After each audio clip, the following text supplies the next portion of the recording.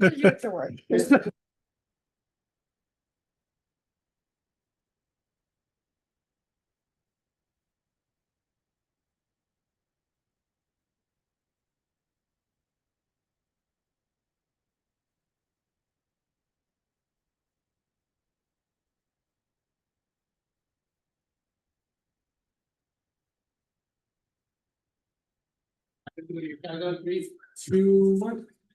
Good afternoon, everybody. Welcome to the Santa Bernardino Union School District Board meeting. I'd like to call this meeting to order. If we can please start off with the roll call, please. Ms. Cindy Lopez. Present. Ms. Alvariano. Here. Mr. Jacob Sandoval. Here.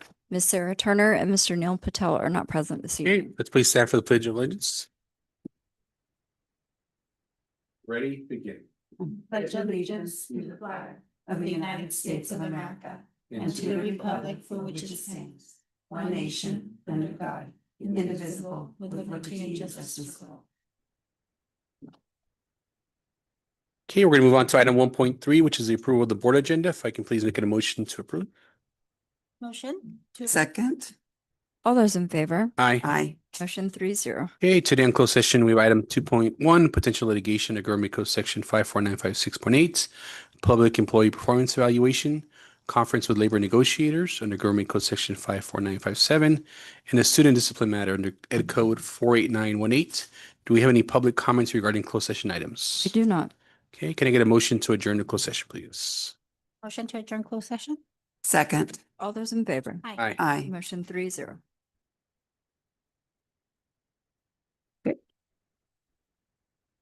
Gilbert.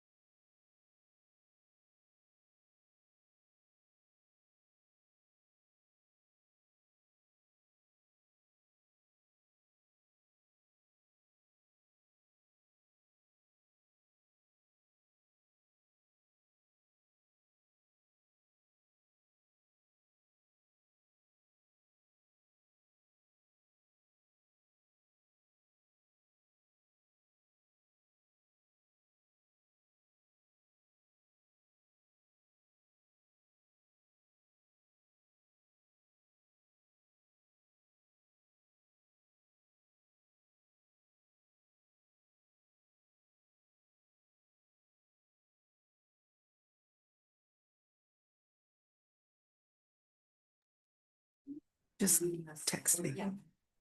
Okay, good afternoon, everybody. Welcome back to the Santa Rita Union School District Board meeting. During closed session, the board reviewed student discipline matter 2025.01 and voted 3-0 to approve the stipulated expulsion agreements. We're going to move on to item 5.0, approval of consent agenda. Can I get a motion to approve items 5.1 to 5.4? Motion to approve items. Second. All those in favor? Aye. Motion 3-0. Okay, we're going to move on to reports and correspondence. Any comments submitted by SRTA? We do not. And how about CSEA? We do not.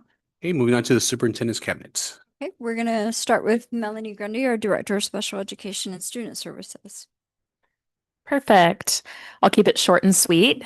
Today we had our all special education PLC. We focused on progress monitoring and just making sure people are keeping up with their service logs and their medical billing, right, documentation. And then also talked pretty extensively about documenting behaviors and just making sure that everything's documented in the same way our general education team documents on Aries. Our one nurse, because we're down a nurse right now, is still conducting vision and hearing across the district. So huge shout out to Elizabeth Settleman for doing that at each of our school sites. And then we are down a couple of team members. So we're just working on covering services and making sure our services are going to be non-interrupted and keep going. So, and I'll be bringing some of those items to you tonight. So that's it for me. Thank you. Any questions or comments from the board? Okay, thank you for the update. Okay, our Director of Engagement and School Climate, Dr. Summer Prather-Smith. Good evening. Excuse me. Good evening. No handouts for you, but just a couple of updates. We are really trying to make sure that our families are supported during the course of the government shutdown and while our families don't have access to SNAP benefits. So working really closely with the food bank along with Dr. Donna Smith at MCOE, who's been able to provide our liaisons with some meal voucher cards or gift cards for Safeway and some of our and Walmart that have like the no alcohol. There's specific ones we can do, as well as upping our food distribution. We just did a produce distribution today at Santa Rita Elementary, and then just regularly kind of checking in with our families that we know are most vulnerable during this time. We did start our after school meals for our ELOP across the district last week. So now all sites are serving dinner to students in the ELOP program. And then we were able to get everything set up to begin transportation for our McKinnon-Mixteco program so that student enrollment increased. That also started last week as well. I'm excited to report that the YMCA has fixed the swimming pool at what used to be the municipal. It's no longer the municipal, right? I don't know. It's call everything by what it used to be. So we were able to reschedule our swim lessons that had to be canceled due to the pool heater being broken. So those have been rescheduled to January, one set in January, and then the second group will do theirs in April and May. So January, February, and then April and May. It'll be the same families that originally signed up. We'll just reschedule them for that time, but we're happy to finally have a date for that. I've been working with Elizabeth Simmelman as well to do a flu vaccine for our community as we go into flu season. The VNA received a grant, and so we're going to be able to offer a free flu vaccine on November 30th from 11 to 1 at Santa Rita Elementary, where we'll host it from. She'll also be bringing some COVID vaccine because we had about $430 after our 35 vaccines for flu on that day as well. So we'll be advertising that. And then just last, I told Melissa, no, I don't have that much now. I'm looking at just last, we were able to work with Victor as well as the city to designate the bus routes that will be put into place during the Baranda closure, which is now, or the McKinnon closure. So that has now been kind of pushed to end of November, December timeframe, which is great because that'll be at least partially during our winter break. But Victor created a Route F, which kind of goes through those wine streets and does the pickups there so that those students that would have a longer route will be able to take the bus if they choose to. And based on the phone calls that the site made, it's about 75 students. When you said municipal, I had flashbacks of swimming classes when I was like in fourth grade. Yeah. What part is being, I know you might have told us, what part is being closed on Rhonda and McKinnon? So Sorry. sorry. Go ahead. McKinnon is being closed off, not at the McKinnon side. So the opposite side of the street. So McKinnon all the way down to basically to Hardin Parkway. Yeah. So residents will have kind of ways in, but that whole intersection part there'll be no crossing the street. So all of the folks who are on the wine streets would have to go wind through the inside and come out at Dartmouth. I mean, so just to clarify, those are normally the students who would just walk to McKinnon. And it would make their walk longer than what by our board policy we like to have students walk. And so with everybody looking at it and transportation, doing some centralized stops in that neighborhood, that students, instead of trying to walk to McKinnon in the roundabout sort of fashion that they'll have to, can just walk to those stops and get picked up and have a bus ride.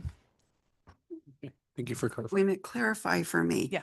It's going to be from McKinnon. Not to- quite all the way to Hardin Is- Parkway. And that's going to be permanent? No, that's just during this construction piece. So Okay. they're anticipating it to be about 2 months of closure. Okay. So they're anticipating about too much of closure. It's while they do the next part of the roundabout. It's Doing the off Mhm. lanes and on lanes, and so they're closing different sections Got as it. they do that. And you may have seen that they have already started working on the sidewalk on the other side. So just remember that instead of walking, I'm directionally challenged, east, north, southwest. So instead of walking on the side where students have been walking now along that sidewalk, right? Kind of the Hardin side, students will now cross at Dartmouth and they'll walk on the Lowe's side, but there will be a sidewalk. So where there's a Lowe's sidewalk right now, that sidewalk will now continue all the way down to McKinnon. So Okay. students who were at the Dartmouth apartments, for example, who used to walk down to McKinnon Street and then cross, will now cross at Dartmouth. There's a crossing there Yes, and there then is. walk Mhm. against traffic, but along that a sidewalk that'll be a permanent sidewalk. So for those students, it'll actually be kind of better. Yeah. Summer, with the swimming classes that we're offering, can you remind me, we're offering this as a our students that are doing like this the summer academy, like the academy, like No, what we was put it out to all students. We put it out to everybody to sign up based on grade level. They only serve certain grades. So it was like third or fourth, I can't remember, is that they can do. We put it out and we had however many spots. It was 65 spots for each session. And then we just told parents it was a first come, first serve. Okay, so it's not something that we still have in the books, like where we have partnered up, or like, let's say you're in fourth grade and this is, something that we're gonna So, do like yeah. other of our neighboring Yeah, so districts. we can't, have? that was our original plan. We can't do it that way because they're already booked with the other districts. So there was no spaces anymore. So the way that it was going to work out, so we were going to do it very similar to what Salina City does, where all fourth graders go. Unfortunately, because those districts are much larger than ours, those spaces are not available. So the spaces we were going to get were going to be really challenging with time and instruction and getting kids to and from, because we would basically have to fit in after their time slots finished, but we wanted our students to still have the experience. So that's why we moved it. Originally, we were going to do it connected to just Saturday Academy, and kids could go to Saturday Academy and then go to swim lessons. But we decided we wanted to expand it bigger than that. So that's why we opened it up to anybody who wanted to participate within the slots we had. Which is awesome, but is there any possibility, in the future where you see that our district would also be involved the same way the other districts are? The reason why I'm asking is because I think swimming is a very important life skill, Yeah. and not everybody, like you said, has the chance and Yeah. to go and, pay for those classes or whatnot. So I know some of our neighboring districts have that. Like, would there be any possibility for us to look into what we could do to make that happen in our district So as well? that's what I've been working on. The problem is their capacity. There's only the YMCA that we can use to do that. And they only do that at what used to be the municipal. And so it's based on their capacity. In fact, there's a possibility that our other districts are actually going to move more towards our model under ELOP versus doing it for all fourth grade, because it's really challenging the way that you have to take kids in out, because they can only see 30 it's like 35, 30, two groups of 30, so like 60 students in at a time. So even if you're Los Padres Elementary, for example, that's more than their fourth grade class. So they have to like take one group over, they participate in their swim and then they take them back out.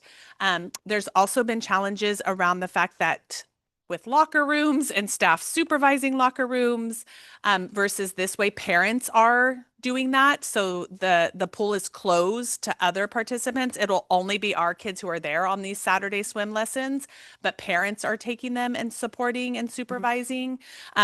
So I mean, they know that we're interested in expanding what we do, but right now they don't necessarily have the capacity, and I'm not positive with fitting it in with what's already set with the other districts unless they change it, that we have the capacity to meet the slots that would be available. But they do know that we're interested. And this actually, I mean, the way that we have it set up now, more students get access than they would if we did it the other way. It's not just like one group of students. So we're giving more students the opportunity, but it is not during their regular school day. But they do know that we're interested in more. Okay, Yeah. thank you. Okay, Ms. Becky Moore, our Assistant Superintendent of Educational Services. Thank you. Just a couple of things to share. We have been doing learning walks about once a week. And so tomorrow we'll be at Gavilan View, starting at 8:15 in the morning. So that will be fun to see instruction there. We had negotiations today and for the last several weeks with CSEA, and we are continuing to work collaboratively towards resolution of some of our negotiated articles. It looks like we are going to be able to finish within one or two more meetings. And so I really thank CSEA and their work in being prepared and productively using the time that we have dedicated to negotiations. I feel like there was one other thing, and I didn't write it down. So if I think of it, I will What share time it. is The learning walk, 8:15 to, let me close this, to 10:45. Okay. Okay, thank you. Okay, moving on to the Board of the Superintendent, Ms. Cindy Lopez. The only thing I have to report is our event that we had in Santa Rita, our first trunk or treat that we had was awesome. It was so good. You guys missed out. Um it was a really I mean it was a huge turnout. I want to take the time to thank our administrators there. Both of them are doing a great job. I know that when I came on, I had mentioned like that particular site of our district, I wanted to see more of what our other schools had going on for those kids. And I mean, my heart was full that day. It was beautiful. The parents came together. They had a beautiful altar with, I mean, it was really, really, really nice. The whole community was out there. Like, I mean, it was like, whoa, all these like, it was very, very nice. So I I know winter, yes, I know Winter Wonderland's coming up as well. And I mean, December 18th. So it's just awesome to see that we're starting to also, bring to that school site things that our other sites have for these kiddos here. So that's all I have to report back. Well, thank you for participating, representing for us. Ms. Alvariano? Yes, I attended the Curriculum Council meeting. I think it was the 23rd of October, or was it just last couple of weeks? I think it was. So anyway, so we started, I'm going to get my notes because I took notes there at the curriculum meeting. But anyways, we are doing the mathematics framework. Becky gave us all some of these. And so we focused on the mathematics framework, and along with the updated principles, to focus on coherence and rigor. So the standards map out what California students need to know in math for math. So Becky facilitated, and she gave us numbers. We had to get into groups according to what number we are. And we discussed my portion was the coherence and rigor, which, and it's just each group afterwards, once we read our portion, we got together as a group and we discussed the different highlights of the framework. I was with Sheila and I can't remember, Isabel. And so that was the three of us. And so we discussed my portion. What I noticed was, and what stood out for me was the learning across grade levels. That was one of the, and I've brought that up so many times. So it's called also the cross grade level articulation. But there are a lot of tools embedded in here that the teachers can follow and to make our kids more advanced in the math. So it was a really good, I love going to curriculum council. I mean, I've gotten to know everybody and it was a good learning session, very good learning session. So I'm excited to see what we're going to do the next one. And I'm sure we're going to still develop this. Yeah. So, and like always, Becky was great at facilitating this. So, and I also went to the awards ceremony at New Republic School on the 7th. That was just this last Friday.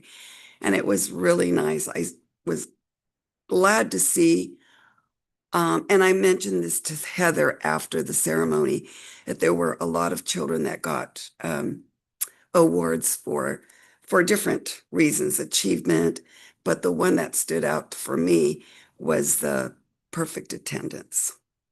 And I'm hoping that we get more kids to attend school because that is one of our biggest challenges that we've had in the district and every district. But it was a really neat. Mrs. Vossler and Heather did a good job at the presenting and also not clapping because it was a lot of kids. They were very aware of kids that have the sensory. Yes. So it was really nice. It was good. So Perfect. Thank you. And thank you for participating as well. sure. For myself, I attended the facilities committee. I know there's going to be a report, so I won't comment too much on there. Dr. Melissa Alderman. Thank you. Real quick, Becky sent me a note. On your trustee document for the events and committees and things, there is a tab for the learning walks so that you have those in advance and can plan ahead. And it's each location, the date and the time. And so Becky keeps that updated on our trustee document that you have. Okay. It's our Google Doc. We just keep it just a one-stop shop for when our committees are, when the different things, but there's a tab at the bottom for learning walks. So, as you may or may not have seen on our social media, Becky and I did our annual Halloween dress up, which I was really, really tired when we woke up on Halloween because we had such an amazing time at the trunk or treat at Santa Rita Elementary. It was fantastic. I can tell you now that Miss Koenig already started planning Winter Wonderland, probably last year's Winter Wonderland. She did let me know that she's again going to partner with Councilman Andrew Sandoval to have a movie. And so that was a big part of last year. And so he's on board for helping out with that again this year. And I'm sure it's going to be even bigger than last year. And I know already that Miss Koenig's planning next year's trunk or treat. She mentioned it at that trunk or treat. So we're excited to see what all she brings to that.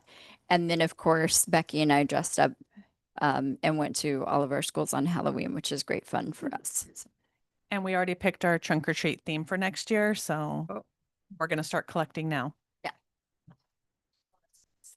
Yeah, our costume slayed. I'm like, I'm going home. I don't think that's gonna get any. I'm not getting any cooler than that.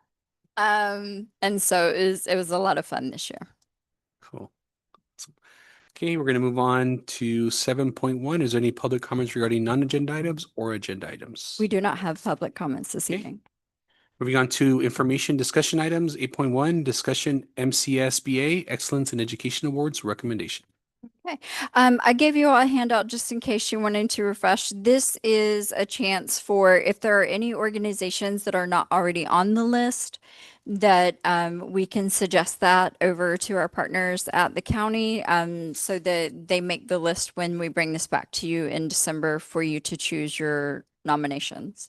Oh, okay, so we don't make the nominations yet. It just, all right. There's no organizations on my part. Anybody else from the board? Elva, is there any organizations that you see that are missing from there? Is there? Well, let me see if I You can can take a see look. it. Take a few moments. Yeah. Okay. The trafficking. I do know that they have added Here it is. the Monterey County Rape Human- Crisis Center and the Human Trafficking have made the list this year. Yes, I really hope we get that voted in because I think it was the president of Monterey County Office of Ed. Oh my gosh, I can't remember his name, but he came out in an article about trafficking. Hmm. And it was a really outstanding article that he feels that Salinas kids are being trafficked.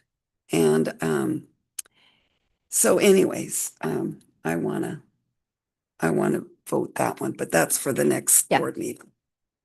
Okay. 8.2, another informational item, Daybreak Health Partnership. That's my item. I don't know if you remember, but a few years ago, we contracted with Care Solace, which we still contract with, which is a referral agency. And then through Care Solace, we were also able to provide 50 students direct therapeutic services. What we found is that because those therapeutic services could only service students ages 10 and above in the school setting, we just didn't get as much use out of it as we wanted.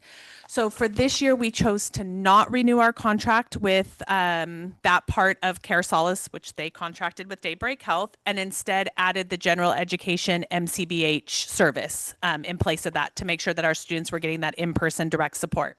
Now California, sorry, I have something in my eye. Now California received a new grant and Care Solace is contracted with under that grant to provide services to our school districts for free. So this is a free of charge. That's why it's an informational item to our students. In addition to that, oh my goodness, something in my eye. In addition to that, they now are able, because this will be home-based support that we can refer our students directly to, they are able to serve students TK through 8th grade. Students under the age of 10 will be referred for family-based therapy. So the family will log on together and the student will and the family will get that therapeutic support. Students 10 and above can still receive individual services, and we can work with Care Solace to provide those services at school if that's better for the student and the family. So below the age of 10 will be home-based, family-based therapy.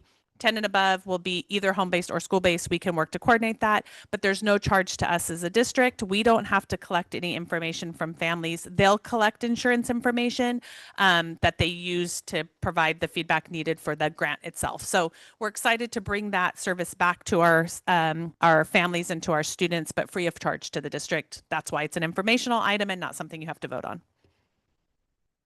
No, that's really exciting. So, additional support our students can get is great. So any other questions or comments from the board? No? Okay. Thank you for the informational item. Moving on to 8.3, another information item, Facilities Committee update.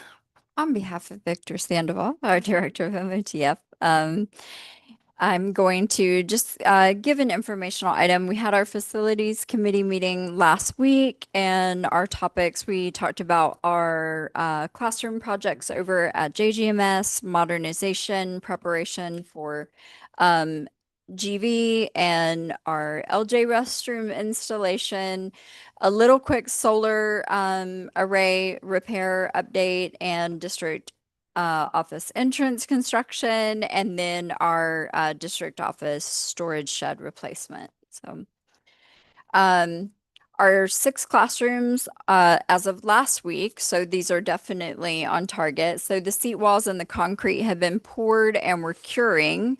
And so we had enough dry days. They were all, I'll just go one real quick so you can see what I'm talking about. So the seat walls had been poured in their scaffolds and were drying. So then carpet installation starts this week. The carpet had been delivered and was allowed to get tempered in the room. So with the temperature and all of that.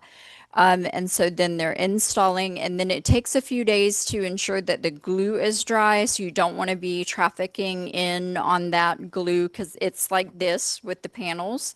And it could create some movement and some oozing of glue if you don't let that sit for a bit. We're going to have our last layers of exterior paint. I'm not sure where that's at this week with the kind of damp weather. And so you want some nice days for that.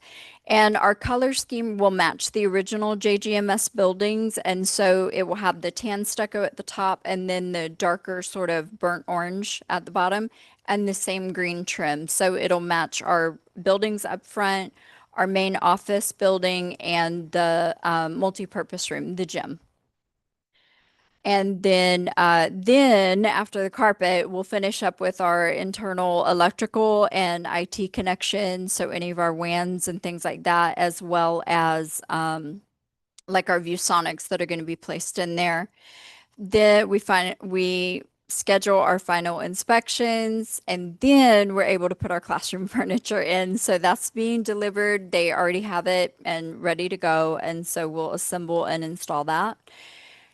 It's not tentative now. We're definitely going to have our grand opening for December 10th. So our board meeting will be held over at John Gutierrez Middle School. And then what we'll plan on doing is we'll start our meeting at a time to allow us to have a nice walkthrough and do a recognition of an opening new wing of classrooms.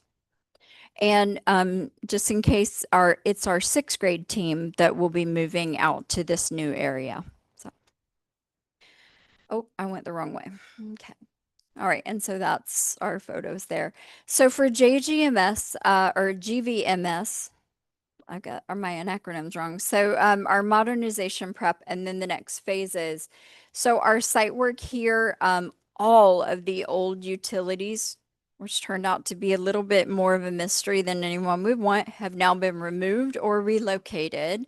So as different things have been discovered where they weren't necessarily on a map at all, Victor wound up finding a very old but large storm drain that really didn't terminate anywhere in particular, but had been left in place. And so that has been removed. And so with our new code, and I'll show you real quick, we added a percolation system. And so because this construction area is over an acre, there's a requirement now that you feed fresh water back into your aquifer. And so with our soil and things, we've added this very high-tech percolation system.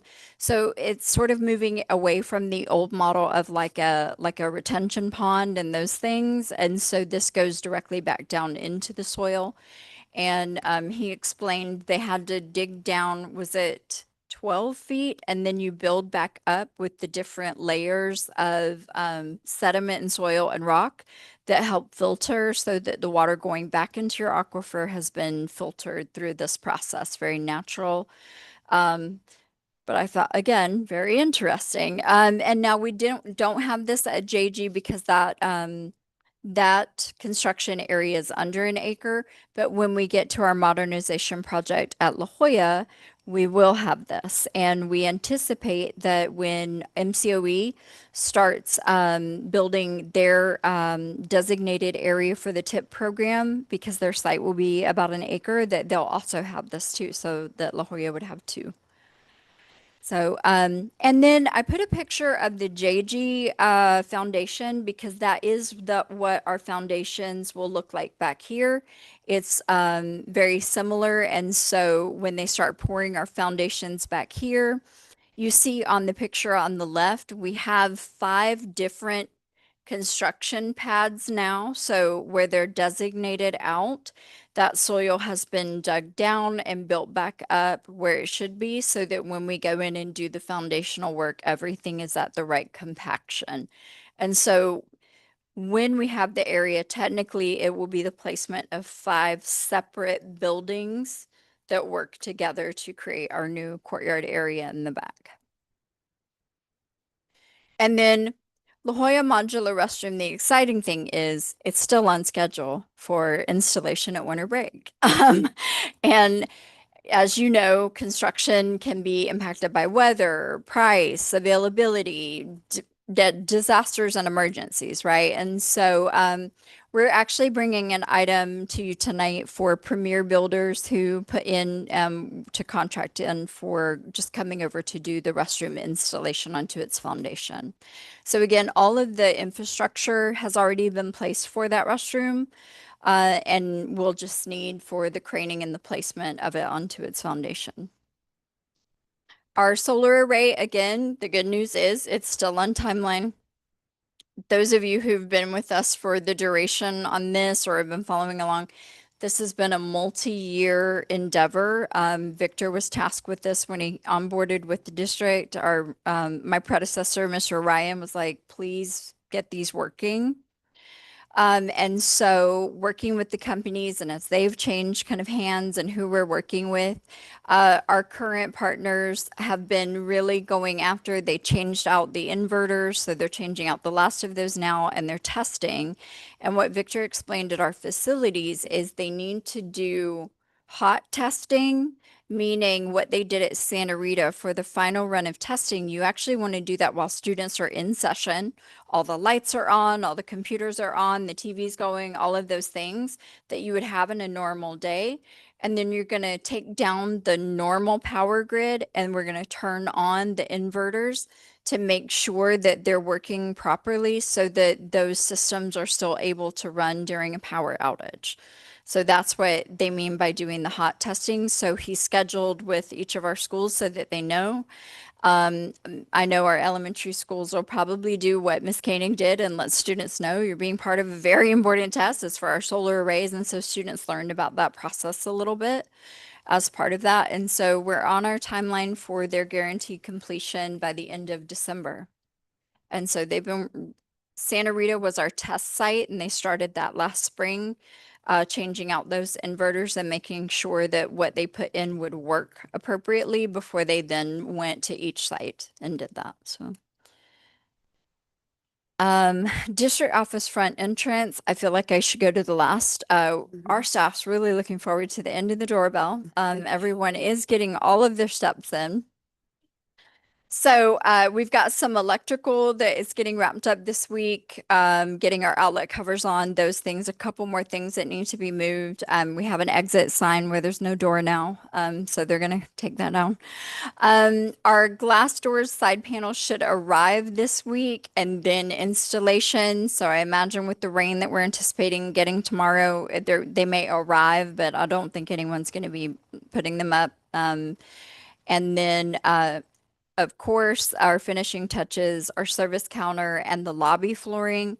Victor, I don't know how, but managed to find a few boxes of the same carpet that we have on our side of the new wall. They don't make that design anymore. Every so often they take one out of commission. So we managed to find someone. He said, I will take all of those. And so we thought we were going to have to do like a pattern kind of thing, but he actually secured the same carpet pattern.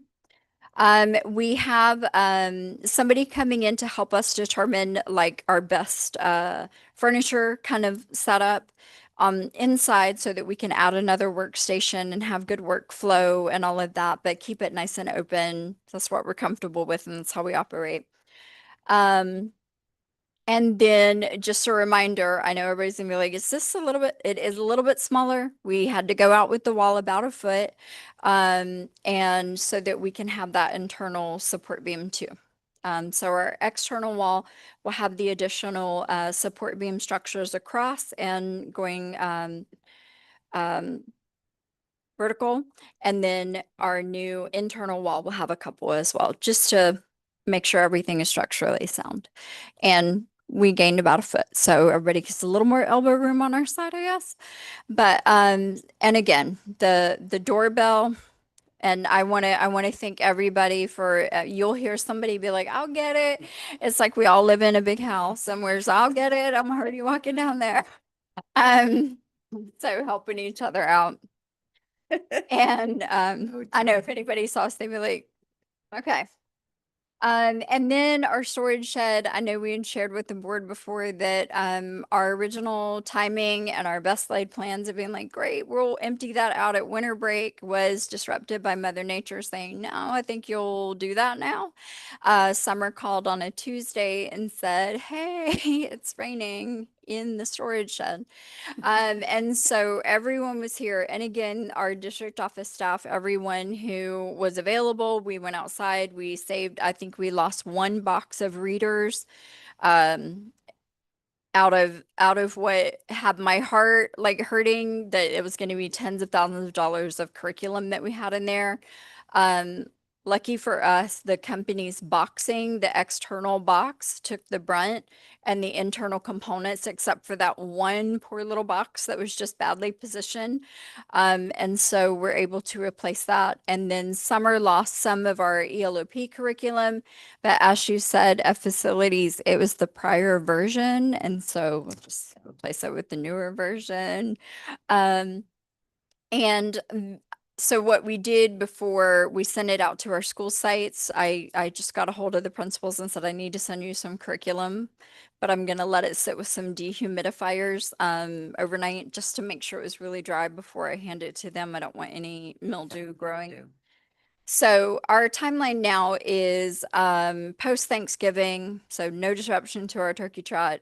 We'll stub out the electrical of this building and then we'll demolish the structure and the concrete because we'll have to pour and then cure a new concrete pad. And then looking at January installation of the storage shed, which will be the same that we ordered for the ELOP programs for the school sites. And luckily our vendor said, I'll give you that same price that you bought those for last year. So. Curriculum drying in my office was one of the spaces because we wanted somewhere we could close off. And so we used our back hallway in my office and just made sure they were bone dry before they went to anyone. And that was it. And our next meeting will be coming up December 4th. Okay. Any questions or comments from the board? Okay. Thank you for the updates. Moving on to action items, 9.1, approval of local assignment options for the 2025-2026 school year. Thank you. Each year we bring to you some local assignment options to allow teachers who meet the requirements to teach a departmentalized subject.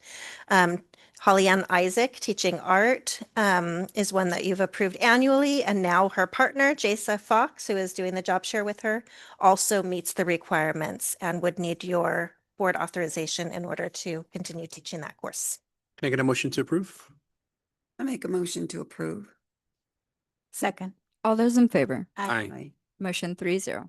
Okay, item 9.2, approve of 2 independent educational evaluations. Perfect. That's me. So as I've shared before in board meetings, parents, after we do the assessments, have the parent right to request outside assessments. So that's what these two assessments are. Okay. Is outside assessments. Can I get a motion? Okay, motion. Can I get a second? Second? All those in favor? Aye. Motion 3-0. Okay, 9.3, approval of speech and language pathologist contract. Perfect. So like normal, speech numbers are going up for speech. So this was actually to support 2 of our sites that are up above that 55 where SLPs are. So This person's coming in full time and in person, which is really fortunate for us. You don't typically find an in-person SLP in November, so we're very excited. And this SLP will really join the team and support our numbers and our staff ultimately being able to give better, higher quality services to our students. Okay. You had mentioned when our sites get above 55 as far as the number of students that So are. SLPs can go up to 55. I usually try to do a little cushion just so they're able to grow. But yes, 55 is the cap, and we are fast approaching that, and 2 are over. So that's what this position's adding. Can I get a motion to approve? I motion to approve. Second. All those in favor? Aye. Aye. Motion 3-0. Approval of parent appointment for Community Advisory Council. Perfect. So Darcy Lopez has kindly agreed to be our parent representative if we so vote. And this position, I thought she was the perfect person to come in and be a true parent advocate and voice for Santa Rita. She has 2 children in both of our programs. So I think she'll be the perfect person to be able to give back to that community meeting. Okay. Well, thank you, Darcy, for volunteering. Can I get a motion to approve? Yeah, thank you. That is awesome that she's stepping up to do that. And I motion to approve. Second. All those in favor? Aye. Aye. Motion 3-0. Okay. Approval of contract with Premier Builders Incorporated.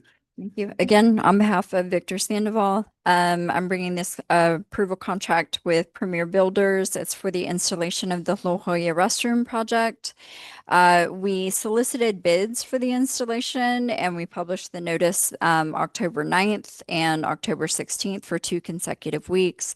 Held a mandatory bid walk on October 17th where we had 15 possible contractors who attended, and October 30th, a bid opening was held and we received no responsive bids.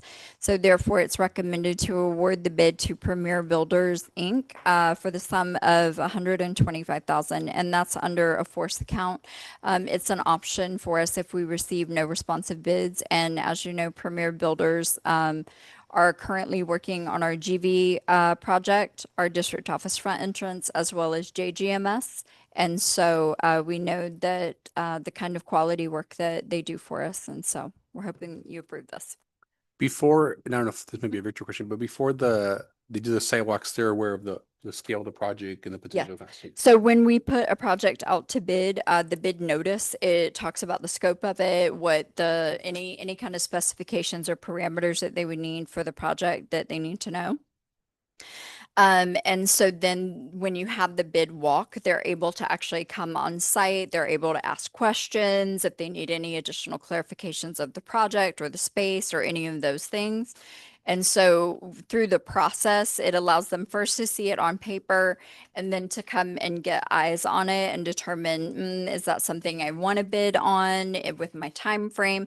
So that's another thing, right, that we put in, like when's our time frame that we need a project done and all of those pieces. And so with Premier, they're coming in below our threshold for how we do our contracts. And they're a known agency for us who can go over and get the work done. Perfect. Thank you. Can I get a motion to approve? Motion to approve. Second. All those in favor? Aye. Motion 3-0. Okay, on advanced planning, our next regular board meeting will be December 10th, 2025 at John Gutierrez Middle School. Any suggested future board items? No? Not. Can I get a motion to adjourn at 6:46? I motion to adjourn meeting. Second. All those in favor? Aye. Aye. Motion 3-0. Okay, have a nice evening, everyone.